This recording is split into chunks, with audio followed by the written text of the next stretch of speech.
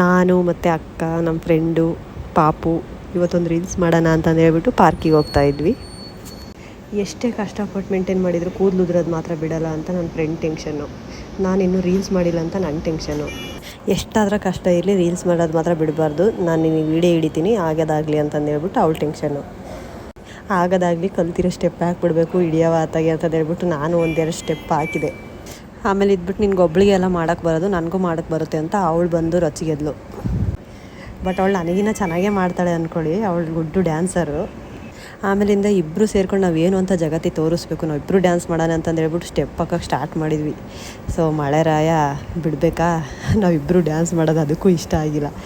ಸರಿಯಾದ ಮಳೆ ಜೋರಾಗಿ ಸ್ಟಾರ್ಟ್ ಆಯಿತು. ಅಲ್ಲಿ ನೋಡಿದರೆ ಜಾಗನೇ ಇರಲಿಲ್ಲ, ಯಾವುದೋ ಒಂದು ಜಾಗ ಹುಡ್ಕೊಂಡು ಹೋಗಿ ನಿಂತ್ಕೊಂಡ್ವಿ. ಪಾಪ ಮಳೆಯಲ್ಲಿ ನೋಡಿ ಎಷ್ಟು ಮುದ್ದಾಗಿ ಅವ್ರ ತಾಯಿ ಅವ್ರ ಮಗುನ ಎಷ್ಟು ಚೆನ್ನಾಗಿ ಕರ್ಕೊಂಬರ್ತಾಯಿದ್ದಾಳೆ ಛತ್ರಿ ಹಿಡ್ಕೊಂಡು. ಆ ಒಂದು ದೃಶ್ಯ ನೋಡಿಬಿಟ್ಟು ಏನೋ ಒಂಥರ ಖುಷಿ ಆಯಿತು. ಮಳೆಯೆಲ್ಲ ನಿಂತ ಮೇಲೂ ಇನ್ನೊಂದು ಸ್ವಲ್ಪ ಹೊತ್ತು ವೀಡಿಯೋ ಮಾಡ್ಬೇಕಂತ ನಮ್ಮ ಕ್ರೇಜು. ಅದಕ್ಕೆ ಖುಷೀಲಿ ಇನ್ನೇನು ಬಿಡು ಟೈಮ್ ಆಯಿತು ಮನೆಗೆ ಹೋಗೋಣ ಅಂತಂದೇಳಿ ಹೊರಟ್ವಿ. ಇನ್ನೂ ಸ್ವಲ್ಪ ಹೊತ್ತು ಇಲ್ಲೇ ಇದ್ಬಿಟ್ರೆ ನನ್ನೆಲ್ಲಿ ಕ್ಯಾಮ್ರಾ ವುಮೆನಾಗಿ ಮಾಡಿಬಿಡ್ತಾರೋ, ಬರೀ ಜಲ್ದಿ ಹೋಗೋಣ ಅಂತಂದೇಳ್ಬಿಟ್ಟು ನಮ್ಮ ಅಕ್ಕನ ಟೆನ್ಷನು. ಆಗೋದಾಗಲಿ ವೀಡಿಯೋ ಹಿಡಿಯೋದು ಮಾತ್ರ ಬಿಡಬಾರ್ದು, ವೀಡಿಯೋ ಹಿಡಿಲೇಬೇಕು, ನೀನು ನೋಡಲೇಬೇಕು ಅಂತ ನನ್ನ ಫ್ರೆಂಡಿನ ಕ್ರೇಜು.